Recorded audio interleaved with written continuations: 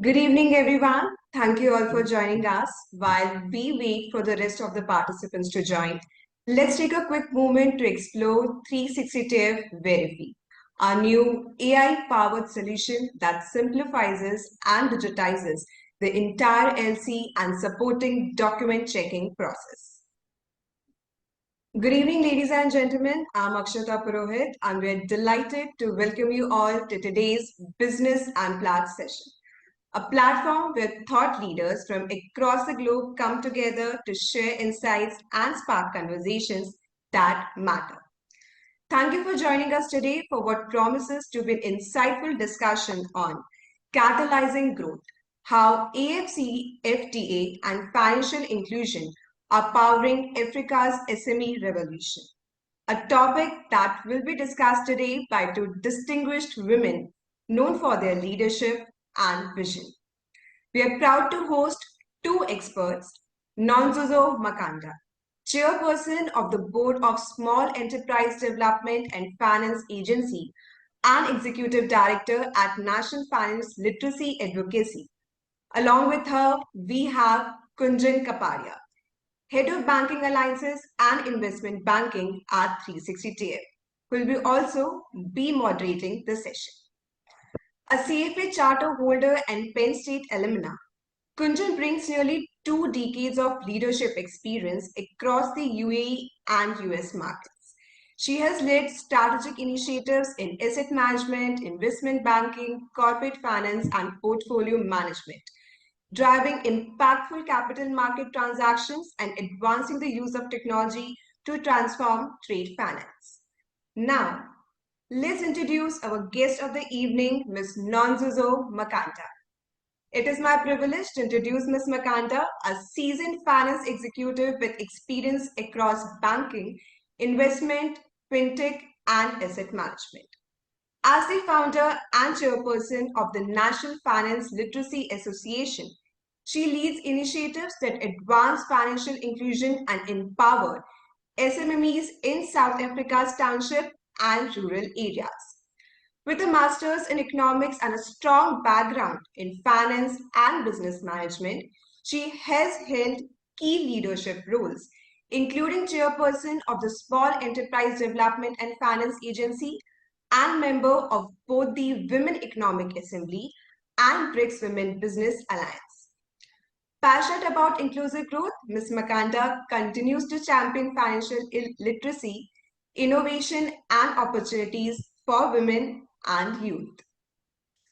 Before we begin the discussion, I would like to invite our co-founder and chairman, CA Pankaj Mundra. He has been at the forefront of the trade finance world with over 2 decades of experience in this industry and has been leading 360 TF at various fronts like BAF, ITFA, and ICC committees. Over to you, Pankaj. Thanks, Akshita, and happy evening and happy afternoon to everyone. Welcome, Ms. Kanda, to 360 TF Business Unplugged.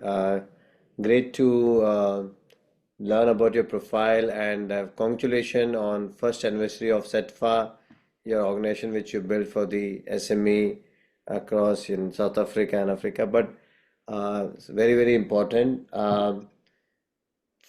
SME, as our audience and our client knows, is very close to us. That's our focus area. That's what we're building in 360 TF as a vision of can we add value to 1,000 SMEs in next 4 years by giving them liquidity and turn their receivables into cash through our end cash is what we have been focusing on. We've been recently speaking to Small Industrial Development Bank of India, SIDBI. This is the largest industrial bank in India, and we've been discussing and saying that how we can through 360 platform bring more education and literacy for those SME exporters who are going global, to them to understand how letter of credit work, how confirmation discounting work, how they can generate liquidity, and so on and so forth. Similarly, in UAE, we've been talking to Emirates Development Bank to see how we can collaborate and add value to SMEs. So we all understand the SME is the backbone of any industry and any country for that matter. And I'm glad that we have Ms. Makanda today with us to see from her experience that how we can bring that literacy for these SMEs and add value to all of them. But thank you once again to all our clients, patrons, and audience to join us. I wish Kunjan and Akshita all the best, and I wish a very happy Diwali in advance to all my friends and my team members. Thank you. Yeah. Thanks, Pankaj. I'm sure everyone is eager to hear their thoughts and insights now. With that, I now hand it over to the panel to take the discussion forward. Thanks, Pankaj. Nonzuzo, it is an absolute pleasure and privilege to have you here on Business Unplugged. Welcome. Thank you. Thank you And very much. for those who may not be aware, Nonzuzo joins us from South Africa. So she's about 2 hours behind UAE time. So it's wonderful to see you during daytime and speak with us. So Nonzuzo, let's set the context of our discussion. The AfCFTA, or the AfCFTA, as you corrected me, is the right way to say it, has been in the news for some time. For the review of our listeners, could you please provide a summary introduction? What was the genesis? How many countries have signed up? What is the objective of this free trade association? Thank you so much, Kunjan, and a very good evening to the viewers. The African Continental Free Trade Area, AfCFTA, represents a landmark initiative in Africa's journey towards economic integration. Its genesis can be tracked back to the AU, the African Union's broader vision for fostering continental unity, economic growth, and sustainable development. It was officially launched in 2021. The AfCFTA brings together 54 member states, that is entirely the continent, making it the largest free trade area globally in terms of participating countries. The primary objective of the AfCFTA is to create a single continental market for goods and services, facilitate the movement of capital and people, and ultimately drive industrialization, job creation, and poverty reduction. By reducing tariffs and non-tariff barriers, the agreement aims to boost intra-Africa trade, stimulate investment, and enhance Africa's competitiveness on the global stage. So that's pretty much it in a nutshell. Back to you. So obviously, you know, your passion and leadership in SME growth in the region and specifically pertaining to South Africa. Africa's SME sector has been evolving for some time. It has been the growth story. And specifically under the influence of AfCFTA and the various financial inclusion initiatives. It'd be very interesting to learn for the rest of us what specific policies of financial inclusion are influencing the evolution of the African SME. Indeed, SMEs are really the heartbeat of any nation. It is the same in the continent. And the key AfCFTA policies that are directly targeted in driving financial inclusion is first to encourage harmonization of the regulatory frameworks, promoting the development of pan-African payment and settlement systems, and supporting the adoption of digital financial services. These measures lower barriers to entry for MSMEs, enabling broader access to cross-border financial products and services.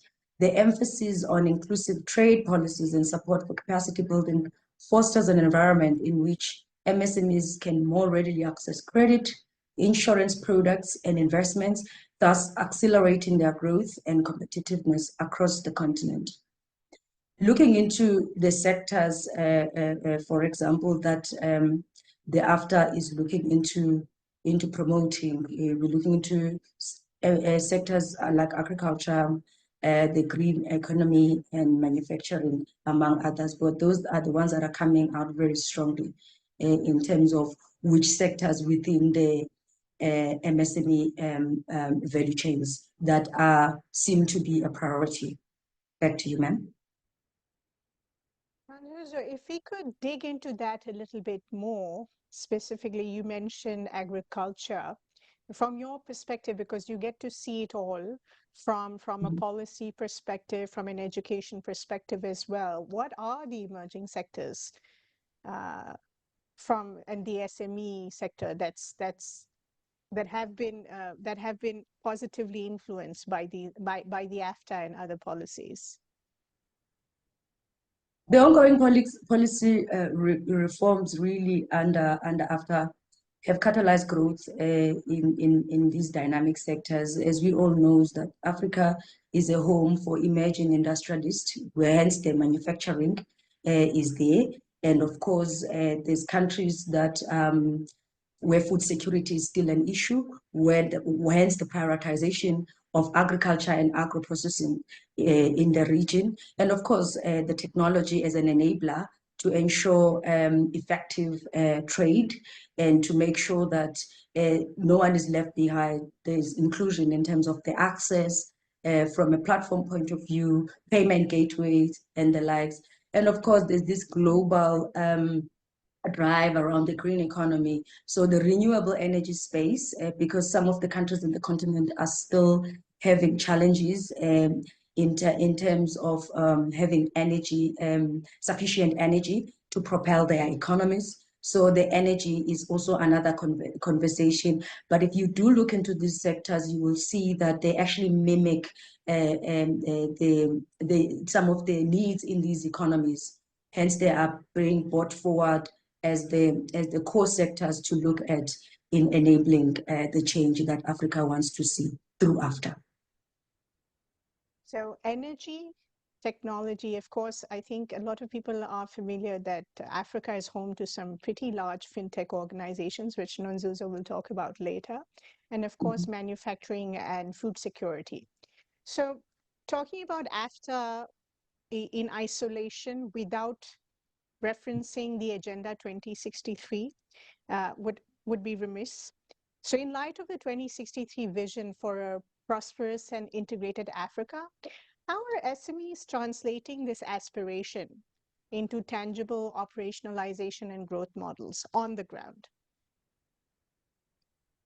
AfCFTA is in alignment with the Agenda 2063's aspiration for a prosperous, integrated, and globally competitive Africa. MSMEs are translating this vision into actionable business models and growth strategies. Through greater access to regional markets, enhanced financial inclusion and participation in cross-border value chains, MSMEs are scaling operations, innovating product offerings, and forming strategic partnerships.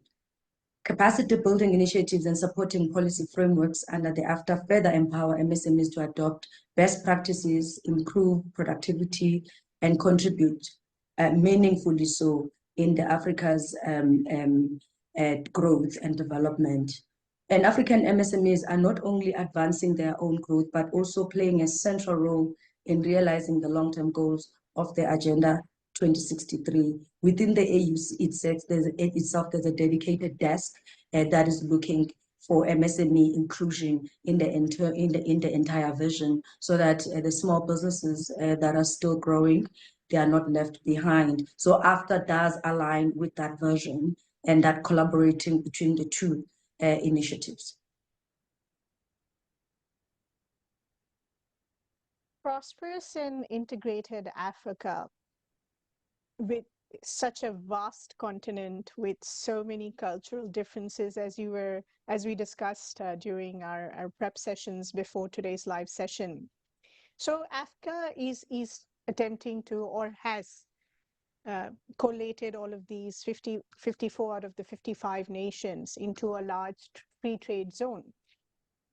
But how is it enabling the African corporate or the African SME to actually integrate into cross-border within Africa and global value chains? And what are the opportunities that are emerging from this now expanded market? So you had South Africa in isolation, maybe, you have Kenya in isolation, maybe, you have Nigeria in isolation, maybe, and now you have this entire massive continent open to you, and then you have this continent and possibly neighboring continents open to you because you're achieving a standard through a free trade agreement.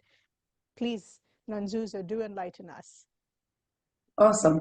On the AfCFTA's impact on MSME opportunities, AfCFTA creates an opportunity by establishing one of the world's largest free trade zone and fundamentally transforming the landscape for Africa's MSMEs by opening new pathways for integration into both regional and global value chains through the elimination of tariffs and reduction of non-tariff barriers. African MSMEs gain unprecedented access to a single continental market, allowing them to expand beyond fragmented national markets and tap into a customer base of over 1.3 billion people. This expanded access enables them to achieve economies of scale, diversity, and diversify their offerings as well, and participate more competitively in cross-border trade. AfCFTA's harmonization of standards and regulatory frameworks further facilitates MSMEs' entry into regional international supply chains, which is very important for them. Sometimes the domestic market is not enough to drive, or rather to create growth for the emerging businesses that are seeking additional markets elsewhere. So SMEs can now more easily comply with product and service requirements across borders, which is essential for integrating into larger value chains that demand consistent quality and reliability. Additionally, the development of Pan-African payment and settlement systems under AfCFTA lowers transaction costs and mitigates currency risks, streamlining cross-border operations for MSMEs and making it easier to do business with partners from other African countries and global markets. So emerging opportunities from this expanded market access include increased participation in sectors like manufacturing, agriculture, tech, renewable, as I've mentioned earlier. For example, MSMEs in agribusinesses can now process and export value-added products regionally, rather than being limited to raw commodity exports, which is the prevalent situation in the continent at the moment, where there's a large flow of unprocessed raw materials across the continent, which are used as inputs in other regions. So it then creates an opportunity for them to go a step further in adding value in their products and services. In summary, AfCFTA is enabling African SMEs to move up the value chain, access larger markets, and seize new business opportunities within Africa and the globe. And so that response, there's so much in it that we would like to unpack maybe a little bit more to provide more context to viewers and listeners, including myself, who are not that familiar on the ground with the realities of trade in Africa and between Africa and other nations. Could you perhaps give some example of specific trade barriers that we perhaps would not be aware of, that are, you know, you would assume that that's ease of doing business that we assume outside, maybe in Asia Definitely, or in Europe, which is not there in Africa, and which as a result of the AfCFTA is going to come down. I hope I'm clear, please. I lost you a bit for a sec, but you are back now. I think I got the question in terms of highlighting the barriers that might not be clear to yourselves in the other jurisdictions. Correct. So did I get it correctly? So that is correct. Awesome, thank you. So definitely, I mean, there's other barriers to trade. In the ease of doing business is still a thing in the continent. I mean, each country, it's got its own rules, it's got its own compliance, and the businesses in those countries have to comply with the local rules and regulations of setting up a venture and running it and grow it to an extent that it is ready then to take the product outside to other markets. So there are those barriers that exist. Now AfCFTA is coming to bridge the gap by creating a universal rules and regulations so that everybody else in these 54 member states can adhere to the same rules and be able to take their products to the market. So that's one key barrier of regulatory environment that enables small businesses to thrive. That is not the same. Certain countries have their own requirements. and also the flow of money and the tariffs that the different currencies. I mean, I'm in South Africa. There's countries within the common monetary area in South Africa, countries like Lesotho and Swaziland and South Africa. We are a CMA. So as a common monetary area, it's easy to do business amongst these three countries because everything is somehow integrated. There's no exchange rate risk, for example. So if maybe we can have this as a norm across the spectrum, that will then make trading a lot more easier and efficient. So those are the barriers that are there right now that affect certain regions within the continent. Yeah, absolutely. And we have an interesting conversation lined up later on that hints at what you kind of briefed to the audience.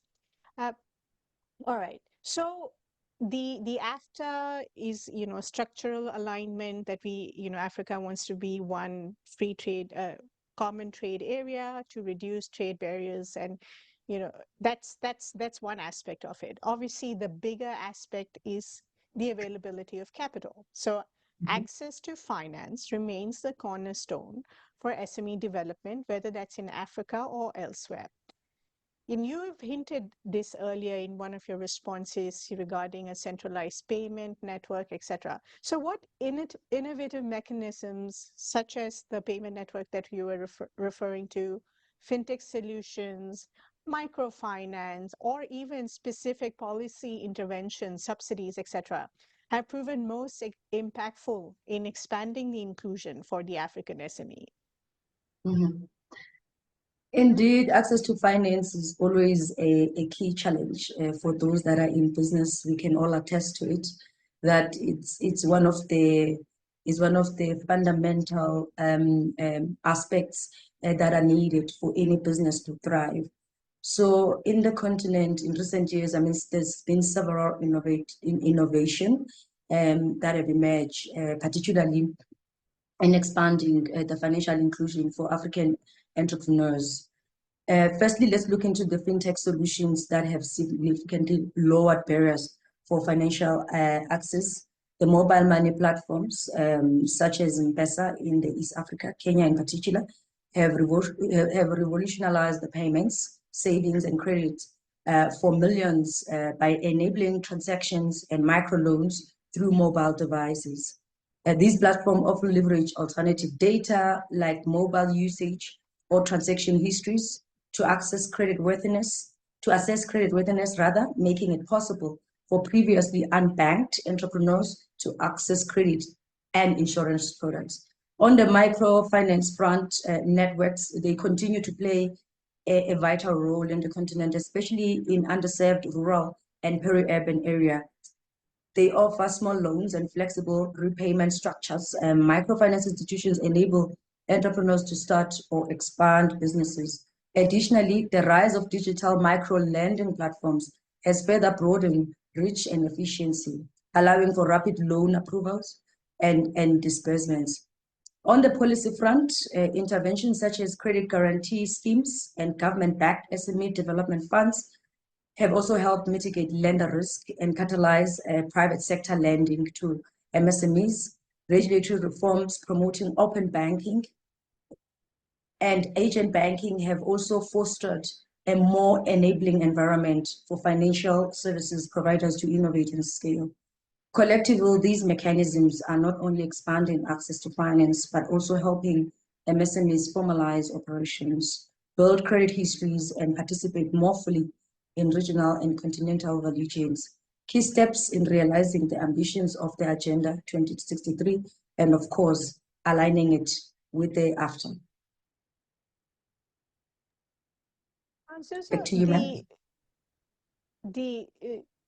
Your microfinance is also, I would say, the second cornerstone. If you're talking about financial inclusion, the first thing is availability of capital, and second is the microfinance, which is providing the right capital at the right time in the right small capacity, which is instrumental in growing the business of a smaller organization. This the microfinancing, and that you mentioned lender risk as well. So what is the source of this capital? Is it coming from supranational? Is it coming from the African nations themselves, from budgets? Is it coming from the African Development Bank? If you could enlighten us. Right now, the source of capital is coming from the origin, like where the MSMEs that are trading in the platform or are participating in trade, coming from their jurisdictions. And there is universal payment gateways for the continent that are being put together.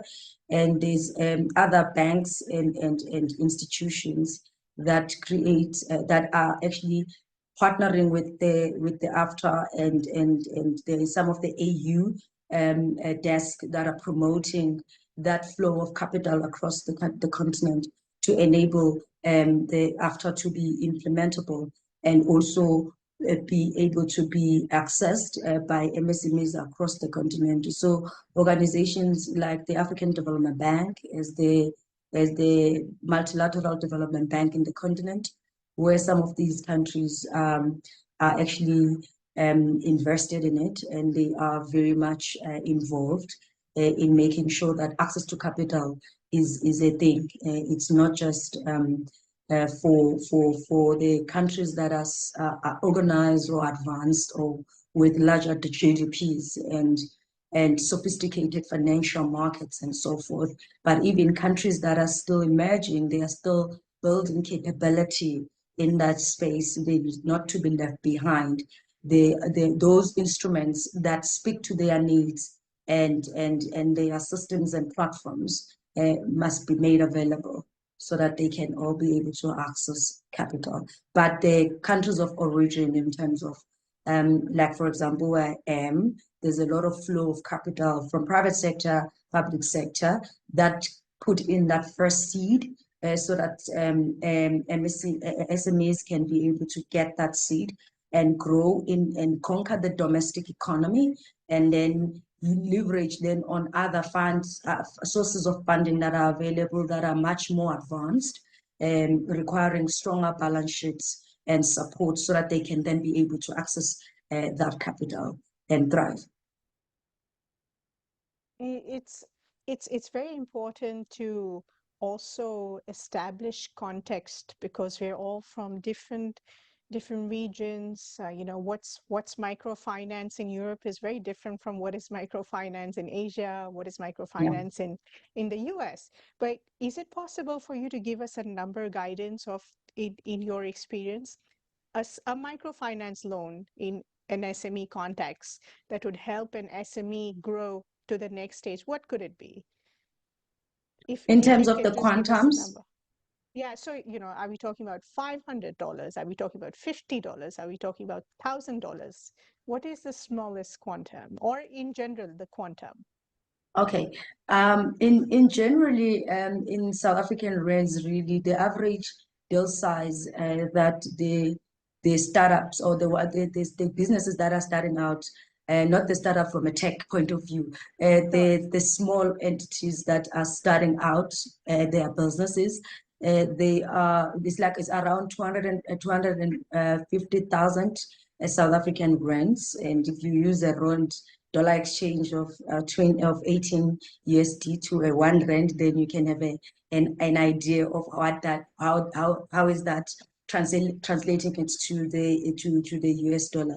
So that's an average deal size in the South African context in the market. So that's what a micro loan, the size of that micro loan. It could be less depending on whether the business is informal, transitioning to be formal. But for those that are formal, they are registered businesses, they've just started out and they want to participate and grow. So that is the average deal size in the market right now. And the interest rates varies, of course, in terms of the risks and the cost of that capital. And I mean, there's a lot of things that go into assessing the deal and reaching. And when you do the credit assessment, you will know where does it fall in terms of the pricing. So that the pricing varies, but that's the average deal size in the market. in our economy. Other economies, it might be more, it might be less. Like I said, there's no standardized approach at the moment because we are so fragmented. AfCFTA is trying to create that harmonization so that we can all have a harmonized approach and the access to money be sort of like the same across the spectrum. Certainly, and South Africa being the more advanced, one of the more advanced African nation, if you're looking at anywhere between $10,000 to $12,000, for the other nations, it could perhaps be a little bit less. You know, we have a lot of other content, but you did pick up a very interesting point, and I wanted to prod you a little bit on it, which is the interest rate. So are we saying, you know, could you enlighten us on the interest rate factor? As you mentioned, it obviously depends on the credit, it depends on the deal size, but on an average, is this a single digit? Is it a high single digit? It is a low single digit? I give you context. Here in the UAE, it's usually high single digit for the type of organizations that we're talking about, if they're even lucky to get financing from banks and traditional institutions. And of course, it's double digit if not. And the same story is in the Asian continent. Some context from you? So here it depends really because there's a lot of access to capital for the entry level. There's DFIs that are playing their own role, DFIs like ourselves, that are playing a role in putting in that first seed, like pre-seed seed. There's access to different instruments. Yes, you get the blended finance instrument whereby there's a micro loan, but it's coupled with a smaller grant. And then the payment terms would be, there would be a moratorium maybe of 6 months to cushion that startup so that it can run until such time it's able to start servicing the loan. So that's one of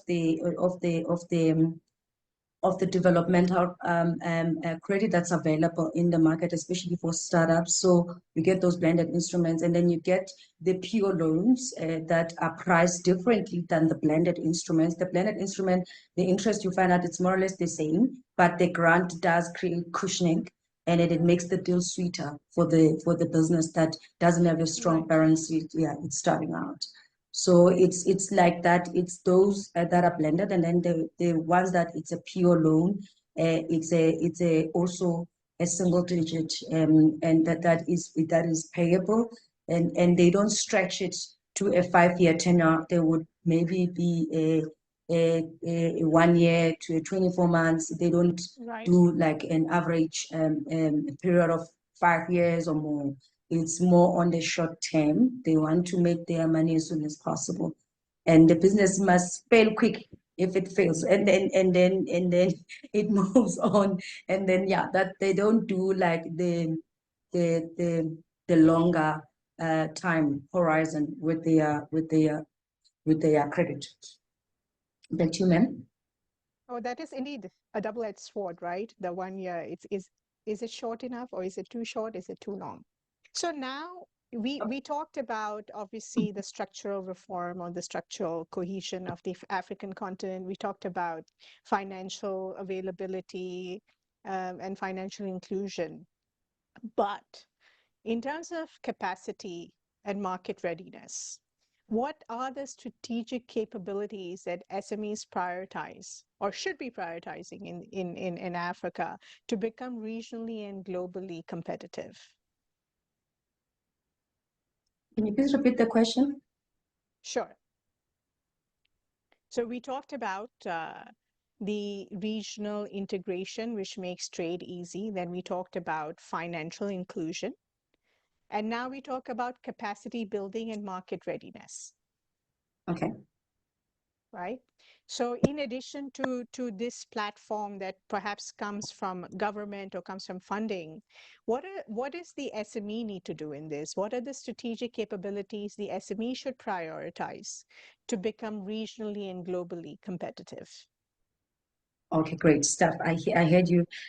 So to thrive really in this AfCFTA era, The African MSMEs must cultivate a suite of strategic capabilities that extend well and beyond basic market access. First and foremost, digital proficiency is essential. MSMEs should invest in digital tools and platforms that streamline operations, facilitate cross-border transformation, and improve access to trade finance.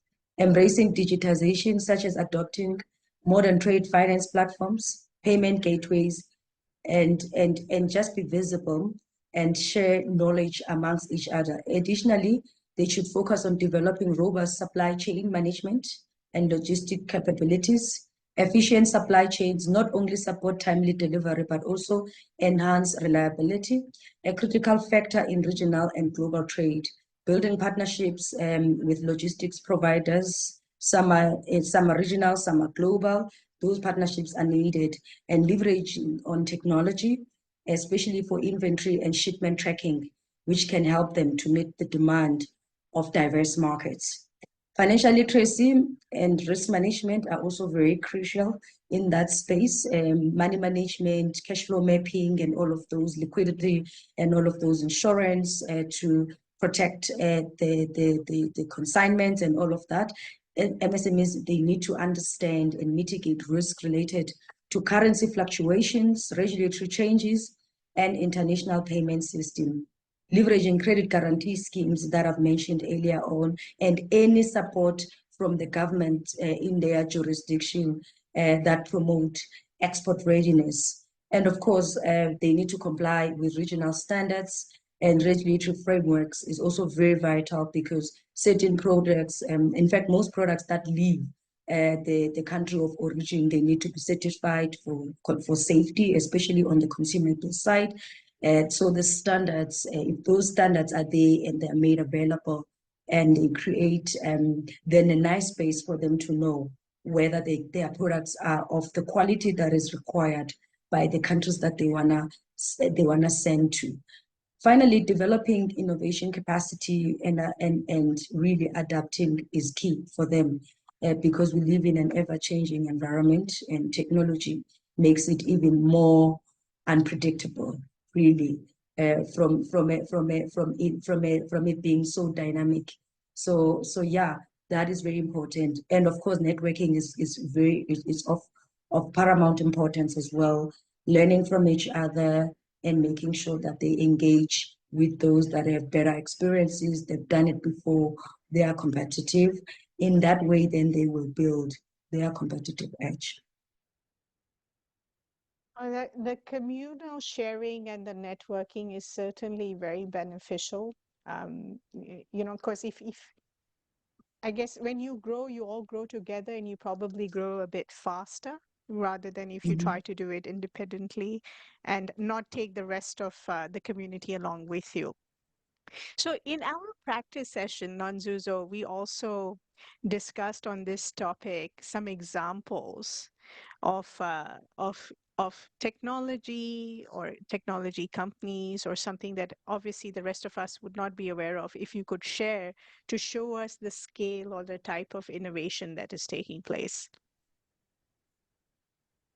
There's a lot of technology in the market right now. I'll start by here at home in South Africa. The SMMEs use a lot of EPR systems. They're using Sage. They're using SAP. They're using SAP is also they use the CMR. So there's a lot of technology around locally. And in other jurisdictions, they are so advanced in the East Africa in particular. I've mentioned PESA, but there's also other advanced open banking platforms that are being built in that region, just to enable speed and in terms of the flow of money. Here at home, we're still lagging a little bit behind from an integration point of view, where you will find a central repository. We're still building that capability so that we can have a lot of information a little bit more centralized, because once we have that, and then the open banking, and then the access becomes a little bit better than each person doing their own thing in their little corner. And when there's an integrated sort of a system, And then there's also a collateral registry where the financiers will have access to that information. So we're still building those capabilities at the moment here at home, but certain regions have advanced. Countries like Nigeria, they've done well in that space of having a collateral register, and they've done well in making sure that there's the access to finance for the bottom of the pyramid is also achieved using fintechs for scaling purposes in areas, of course, where there's network. I mean, there's also other issues in the continent that are unique. Maybe they're not unique in other parts of the world. Digitization, it's still a thing. It's not like everyone in Africa has access to Wi-Fi or access to digital tools and infrastructure. So certain regions or certain areas, especially the grassroots, they're still building that infrastructure so that they can all be included. But as of now, fintechs do try to bridge that gap here at home and in other regions.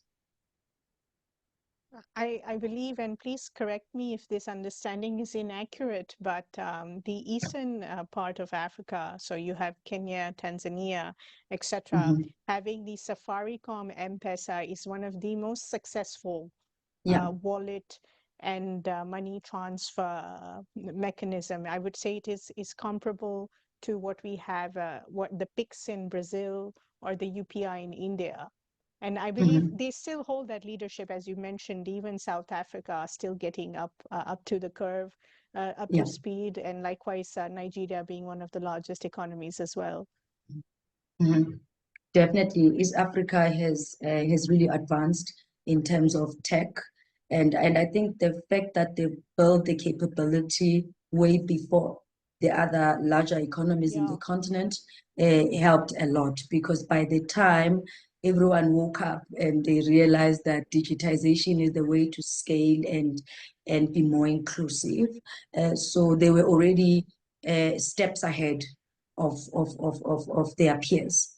So yeah, so the other countries are catching up from an innovation point of view and catching up with these success stories that are there. But there's a lot of innovation now that is emerging that will gain traction, but it's also very much inclusive and doing what we all have seen these other platforms have done, but now with the AI and all that is happening in making sure that there's now that as part of the existing platforms, having these agents doing amazing stuff. So it's also one of the things that we are seeing emerging in the platforms that are available in different regions in the continent. But Kenya, yes, they're taking a cap in terms of being ahead of the bunch. It's fascinating. So now looking ahead, when we are now in the context of the deeper integration that is taking place and will take place because of the AfCFTA, what policy reforms, institutional collaboration, or even private sector partnerships will be essential to now unlock the next phase of the SME-led growth across the continent? As Africa advances towards greater economic integration, I mean, because that's what AfCFTA seeks to achieve.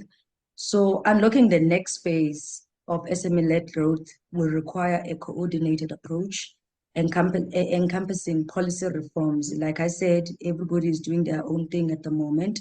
Robust institutional collaborations and dynamic private sector partnerships is very key.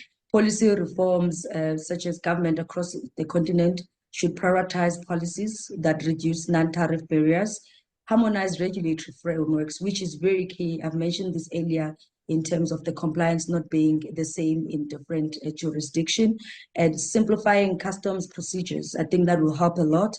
Streamlining cross-border trade regulations will also ease market entry for MSMEs while targeting fiscal incentives such as tax breaks, that's very important, or subsidies especially the technology adoption as well, can stimulate innovation and competitiveness. Additionally, these policies, they also need to be inclusive in nature and improve access to credit, and digital payment systems are very vital because trade requires access for the flow of money and different payment gateways. Institutional collaborations is very key. Regional and national institutions, they have to work together for AfCFTA to be successful. I believe that establishing a joint programs for skills development, collaborating with the institutions of higher learning, enhancing that capacity building will also assist and create collaboration between standards agencies, because each country has their standards agency, and if they can be that collabo amongst all these standards agencies across the continent, where they speak and they talk about the product certifications, and that will further reduce the bottlenecks, because if there's a universal standards that enables speed and everyone understands the language in terms of how to then access those standards. Of course, private sector partnerships, because I mean, there's a lot of capital in the private sector, which really, if that collaboration is strengthened, it can make a huge difference. Mentorship is also very key for those that have traveled the journey, to impart knowledge to those that are starting out and they need to be supported. A multi-stakeholder approach is also very crucial in this after era, because it cannot be that it's only certain players that take the center stage. Right. Everyone must be part of that ecosystem, and that ecosystem needs to be coordinated for AfCFTA to be a success. So, Nonzuzo, it would be incomplete to not draw a corollary to a neighboring FTA, right? What are the learnings from the EU FTA that AfCFTA can model or even avoid? Interesting question, I must say. EU is really a nice base because it's one of the trade agreement areas that is notorious globally. It offers really valuable lessons for regional integration. So AfCFTA must tailor its approach to its unique needs the continent has its unique needs. If you look into the African environment and you look into the Eurozone, there's a difference in a lot of things. There's a lot of complex diversity that exists right now in the continent that would require a solution that speaks to that to that diverse need for the solutions that make sense. So, I mean, let's look into what the EU FTA has done. They have phased the integration and flexibility, and they've done that by creating a customs union to a single market, allowing member states to adapt and harmonize regulations over time. So for AfCFTA, a flexible phased implementation can help accommodate varying levels of economic development and readiness across African countries. On the regulatory harmonization, EU's success in reducing trade barriers stemmed from harmonizing standards and regulations. AfCFTA still has a lot of work in making sure that it achieves the same, and promoting a mutual recognition of standards and simplifying cross-border procedures. But it must also respect Africa's regulatory diversity and avoid excessive centralization. On the institutional capacity, the EU invested heavily in strong regional institutions to coordinate policy and enforce agreements. Another case study really that AfCFTA should look at, they should similarly strengthen its institution by designing them to address Africa's specific challenges, such as infrastructure gaps. I did mention the digital infrastructure challenge and limited administrative capacity. So that's very crucial. Inclusivity and cohesion, the EU implemented mechanisms to support less developed regions within the zone, within the trading bloc, helping them to reduce disparities. So AfCFTA can draw from that by ensuring that integration initiatives are inclusive, supporting MSMEs, women and youth, and balancing the interests of both large and small economies. It cannot be the bulldozing of the smaller guys and the bullying by the bigger guys. So that is something that needs to be looked at. Lessons to avoid. A one-size-fits-all approach is not going to work for AfCFTA.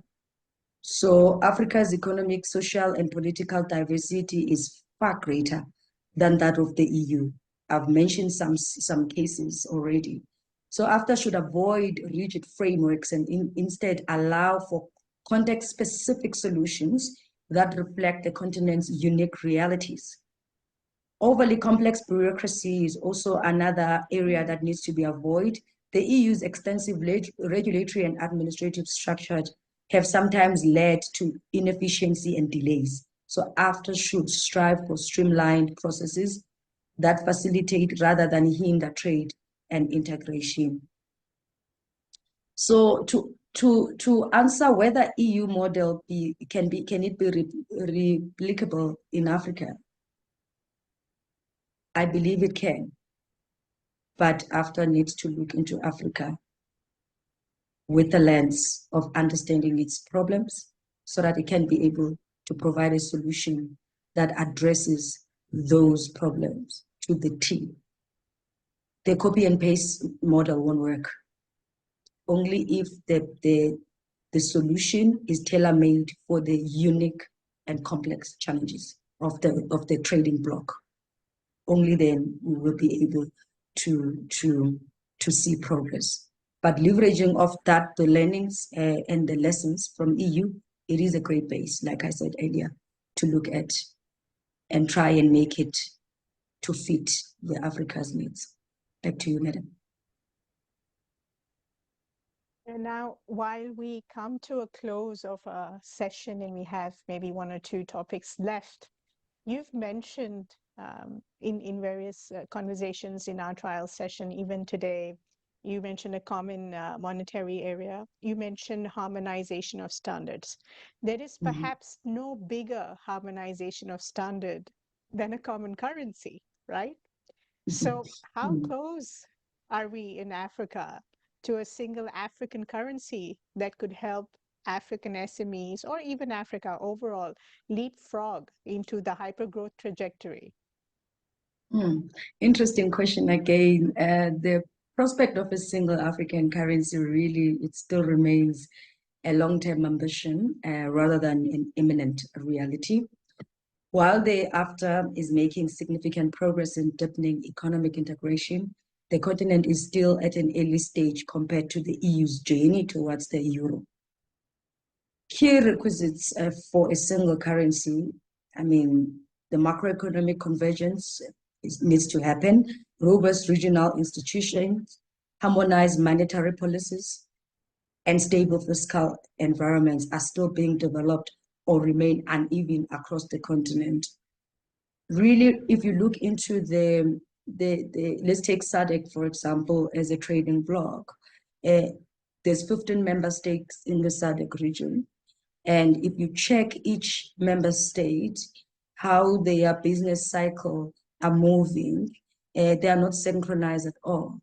And for any monetary union to thrive, there must be a synchronization of how the business cycles of these economies are moving. Like, for example, the South African economy is contracting, the other Tanzania is expanding or something like that. So it makes it very, very difficult or almost impossible for a monetary union to take place. So it starts by synchronizing that and harmonizing the monetary policy for the bloc. Maybe a practical example would be then to look into one bloc that the economies kind of like mimic each other at the majority of the trading partners or the member states in that bloc. They work towards the same direction, or maybe if there's 15 out, the majority, maybe 9 out of the 15, they move in the same direction. Right. For example, with the CMA countries in South Africa, there's 3, I mean in SADC, Lesotho, Swaziland, and South Africa, those 3 countries in SADC, they're already in the CMA. So if you then look into that and try and expand on that how many countries within the SADC, for example, I'm using SADC as an example, that could go that direction, then we can at least be on the road of realizing that common monetary union. But as of now, it is really very, very difficult in achieving it.